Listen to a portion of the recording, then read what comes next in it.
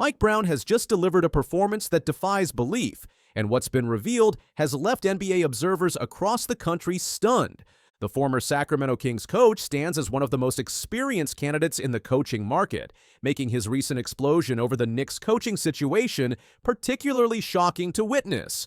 The revelation involves not only his catastrophic reaction to Tom Thibodeau's firing, but also the complete breakdown of professional courtesy during New York's coaching search, prompting the entire basketball community to finally acknowledge the systematic failure after witnessing one of the most hostile coaching disputes in recent memory. The context begins with the New York Knicks' sudden firing of Tom Thibodeau and their subsequent coaching search, where Brown was expected to compete professionally for the position, but instead delivered shocking criticism of the franchise's decision-making process. The veteran coach recently faced the reality of being identified as a leading candidate alongside former Memphis Grizzlies head coach Taylor Jenkins, and announced his complete disagreement with the Knicks' treatment of Thibodeau despite his 226-174 regular season record and 24-23 playoff record. This inflammatory response escalated tensions, particularly when Brown questioned the franchise's commitment to stability after Thibodeau demonstrated measurable competitive progress during his tenure. The NBA coaching world has been following the Knicks' organizational dysfunction for an extended period, recognizing what their coaching turnover represents for franchise stability and player development. Brown's impressive credentials include his 305-187 record with Cleveland during two separate tenures and 2023 Coach of the Year honors with Sacramento, raising fundamental questions about coaching evaluation. Who exactly fires successful coaches while pursuing candidates with similar track records? The organization wants to ensure fans understand that coaching changes require legitimate justification through deliberate performance analysis rather than organizational impatience and reactive decision-making. The coaching search situation provides crucial context because Brown's outrage cannot be viewed as simple professional disappointment or competitive frustration between candidates. Brown serves as an experienced NBA coach who understands organizational dynamics through decades of experience, implementing proven leadership methods alongside comprehensive player development expertise that should command respect from front office executives. The veteran designed his coaching philosophy encompassing high-pressure situation management, systematic talent cultivation, and championship-level preparation protocols that directly contradict the Knicks' apparent organizational instability and short-term thinking. Brown recently revealed his complete frustration with the Knicks' decision-making process in a particularly explosive statement that exposed his systematic criticism of franchise management. The Knicks are at a crossroads with their coaching search potentially extending beyond the upcoming NBA draft. The urgency to fill the position is palpable, but firing a coach with Thibodeau's record shows organizational confusion about what constitutes success. This decision reflects the unpredictable nature of coaching in the NBA and demonstrates why quality coaches question franchise stability. This comprehensive criticism exposes Brown's systematic concerns. Question organizational leadership competency directly, defend coaching profession standards against arbitrary dismissals, and demand accountability for franchise decisions to justify coaching community solidarity, ultimately demonstrating that experienced coaches will not tolerate organizational dysfunction that undermines professional coaching security and career longevity throughout the league. The Jason Kidd pursuit complications reveal the Knicks' desperate attempt to secure marquee names despite organizational dysfunction and questionable decision-making processes. The Knicks are actively pursuing Dallas Mavericks head coach Jason Kidd despite being denied permission to speak with him, while sources indicate they will continue pursuit until definitively shut down by Dallas management. Kidd has 2 years remaining on his contract and faces uncertainty regarding his future with the Mavericks, but his close ties to Dallas star players and family stability may deter him from considering the Knicks' overtures. The competitive landscape demonstrates how Brown's candidacy compares to other available options while highlighting the limited coaching pool.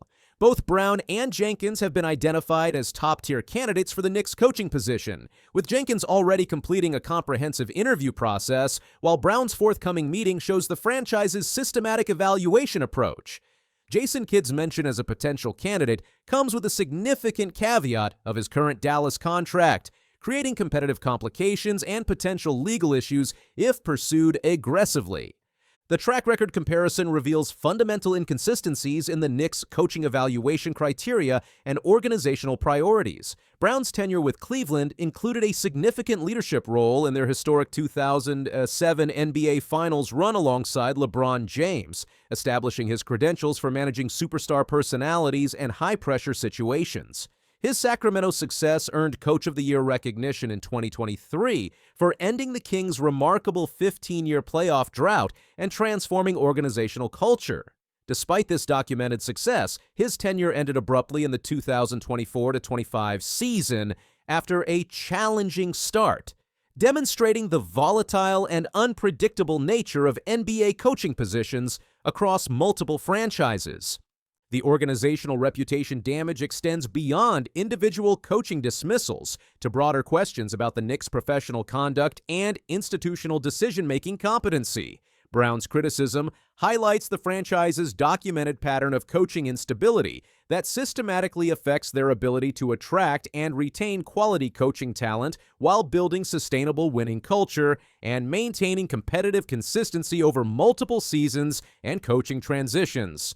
The franchise identity crisis creates additional scrutiny regarding the Knicks' long-term organizational vision and genuine commitment to coaching excellence. Brown's extensive experience and proven track record of success could serve as the catalyst the Knicks need to revitalize their competitive aspirations, but his increasingly public criticism suggests deep skepticism about their organizational commitment to coaching development and sustainable team building beyond short-term reactive measures. The player development implications demonstrate how systematic coaching turnover negatively affects team chemistry and competitive progress over multiple seasons. Thibodeau's dismissal, despite achieving competitive playoff performance, sends deeply concerning messages to current roster players and potential coaching candidates about unrealistic organizational expectations and fundamental lack of stability in leadership positions. The timing complications add significant urgency to the Knicks' coaching search while highlighting their consistently reactive rather than proactive organizational approach. The coaching search process extending beyond the NBA draft creates substantial recruitment disadvantages and preparation timeline challenges that negatively affect comprehensive player development programs and systematic season planning across multiple organizational departments. The professional courtesy breakdown shows how Brown's increasingly vocal criticism reflects broader coaching community concerns about franchise treatment of coaching staff and professional standards. His willingness to publicly question the Knicks' fundamental decision-making processes demonstrates unwavering solidarity with dismissed coaching colleagues and strong commitment to coaching profession standards that transcend individual career opportunities and personal advancement. The market dynamics reveal how potential coaching candidates systematically evaluate organizational stability alongside immediate competitive opportunities and financial compensation. Brown's sustained criticism could significantly influence other potential candidates to seriously question the Knicks' organizational culture and long-term coaching security, substantially affecting their recruitment effectiveness and candidate pool quality moving forward.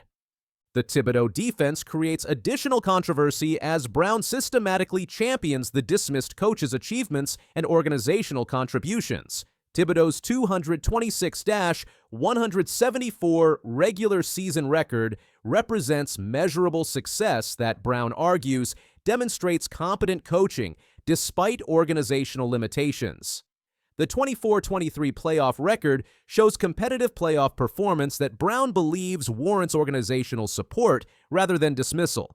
The coaching philosophy clash emerges as Brown questions whether the Knicks understand effective coaching evaluation criteria. Brown's 2023 Coach of the Year award with Sacramento came after transforming a franchise that hadn't reached playoffs for over 15 years, demonstrating his capability for organizational turnarounds. His previous success with Cleveland during two separate coaching tenures shows sustained excellence across different organizational contexts and player personnel. The recruitment implications extend beyond individual coaching hires to systematic organizational reputation management within coaching circles. Brown's public criticism creates lasting reputational damage to the franchise's professional relationships and organizational credibility that affects future coaching searches and player acquisition efforts across multiple seasons and competitive cycles. Brown's public criticism could take him out of the running despite his qualifications, forcing the Knicks to look elsewhere. It also exposes deeper dysfunction that could scare off other top candidates and cause long-term instability. More than one coach's grievance, his remarks highlight widespread concerns across the NBA about poor treatment of coaches and lack of accountability at the team level. Well, I think this pretty much closes the book on its Me Too. They're tuning in for Me Too. Oh, the WNBA's not going to like that. Oh, those Angel Reese trolls online that are trying to come for me and other YouTube channels, y'all aren't going to like this. Good.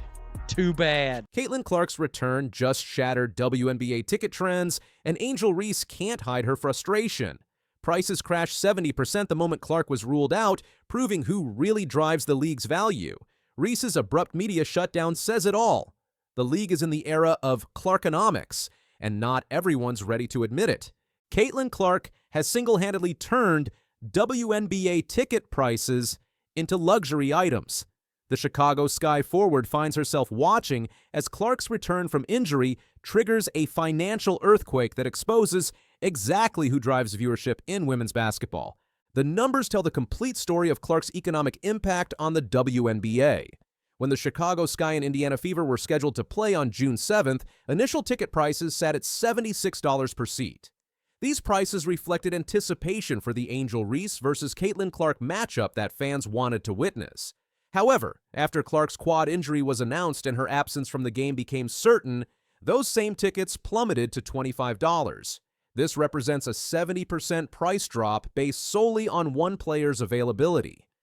Proven fact is, they had a game on June 7th scheduled. It was going to be Angel Reese's team, which plays for Chicago, and then for Caitlin Clark's team.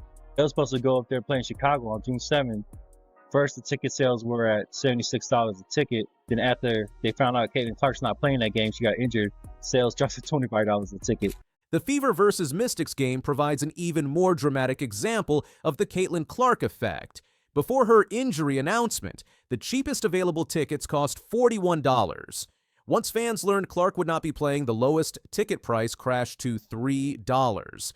$3 for a professional basketball game demonstrates the direct correlation between Clark's presence and fan willingness to spend money on WNBA entertainment. I mean, it's more statistical proof, data, to confirm exactly what we've been saying, that Caitlin Clark is driving this whole ship, this whole bus. She's driving it. Everybody else, get in the back.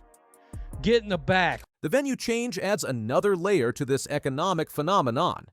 The Sky Fever game was moved from the regular Wintrust Arena, which holds approximately 8,000 fans, to the United Center, home of the Chicago Bulls, with a capacity exceeding 20,000 seats. This venue upgrade was specifically chosen to accommodate the expected demand for the Reese-Clark showdown. When Clark's injury eliminated half of that marquee matchup, ticket sales reflected the immediate impact. Clark has fundamentally altered the economics of women's basketball. Before her arrival, WNBA tickets were priced lower than gas station food items. Now they command premium prices typically associated with major entertainment events. This transformation represents the shift from the traditional WNBA era to what industry observers call Clarkonomics, a period where one player's presence determines market value across the entire league. The most revealing moment came during Angel Reese's recent media interaction. A reporter from Big Media approached Reese with a pointed question referencing her previous statements. Hi, Angel. David Moses with the Bigs Media. Last year, you made a powerful statement saying the reason people are watching women's basketball is not just because of one player, but because of you too. A year later, do you feel like you're Next question. Yeah, we'll move on. Thank you. This response marked a significant departure from Reese's previous confidence about her role in driving WNBA viewership. Last year, she publicly stated that people tuned in to watch both players, not just Clark. The current reality has made that position increasingly difficult to maintain when faced with concrete evidence of Clark's singular impact on ticket sales, television ratings, and overall league attention. The broader WNBA landscape reveals systematic resistance to acknowledging Clark's transformative influence. Players throughout the league demonstrate what observers describe as eye rolls, hard fouls, and whispers when discussing Clark's impact. This behavior reflects a mentality questioning who allowed Clark to join their exclusive circle rather than embracing the opportunity her popularity creates for everyone. Veteran players express particular resentment toward the attention Clark receives. Instead of recognizing how her success elevates the entire league's profile, some established players treat her arrival as an unwelcome intrusion rather than the revolutionary shift it represents. This resistance manifests in on-court treatment that goes beyond normal competitive play. The statistical evidence of Clark's dominance extends far beyond ticket prices. Indiana Fever jersey sales increased by 1,193% this season. The team now sells out every home game with crowds exceeding 17,000 fans. When Clark announced her entry into the WNBA draft on a Thursday afternoon, the Fever organization received over 6,000 phone calls from fans wanting to purchase season tickets by Sunday night. Even their mascot, Freddie Fever, saw appearance requests increase by 150%. Ticket sales are down 70% in many places. The Fever played the Mystics 2 nights ago. The cheapest ticket before her injury was announced was $41, okay? The cheapest one. After her injury was announced and people knew that she wasn't going to be playing, the lowest ticket price dropped to $3. This is the Caitlin Clark effect. The WNBA doesn't quite realize what they have in Caitlin Clark. She is the absolute golden goose, the golden ticket. She is the pot of gold at the end of the rainbow. They must protect her at all costs. You can argue all you want if she's the best player in the league, but you absolutely cannot argue if she's the most important, because she is. She is more valuable than all the other players combined, and that is just a fact. Commissioner Kathy Engelbert has attempted to claim credit for the WNBA's sudden popularity surge. She presents herself as the architect of strategic growth initiatives that supposedly created the current boom. Engelbert authored an article explaining her 3-pillar strategy and how her leadership transformed the league. However, this narrative ignores the obvious connection between Clark's arrival and the WNBA's mainstream breakthrough. Engelbert's article mentions Clark's name only 2 or 3 times while extensively detailing her own contributions to league growth. She credits her work in partnership with NBA colleagues and WNBA owners for developing strategies that think player first. This self-congratulatory approach attempts to reframe Clark's individual impact as the result of organizational planning that predated her arrival. The reality contradicts Engelbert's version of events. The WNBA struggled with attendance and television ratings before Clark entered the league. Games were relegated to secondary television slots, often appearing after obscure programming like cornhole championships. The league's transformation occurred specifically after Clark's college career captured national attention and carried over to her professional debut. Clark faces physical treatment that raises concerns about the league protecting its most valuable asset. She absorbs excessive contact that referees allow to continue with minimal intervention. This play-on mentality puts the league's primary economic driver at unnecessary risk. Clark draws more fouls than typical for a player of her position and style, yet receives inadequate protection from officials. The economic stakes make this treatment particularly problematic. Clark represents the WNBA's equivalent of LeBron James, Serena Williams, or Stephen Curry, a transcendent athlete who elevates their sport's entire profile. Her presence inflates paychecks across the league as television contracts improve and attendance increases. Ticket scalping around WNBA games now operates at levels previously seen only for major concerts by artists like Beyoncé.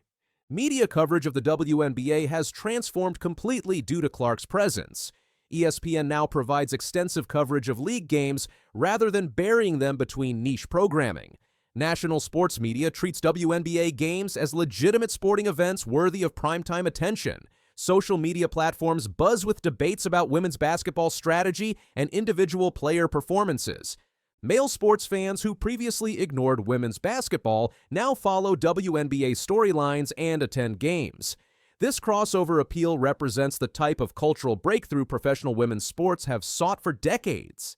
TikTok features regular content analyzing WNBA plays and discussing league dynamics,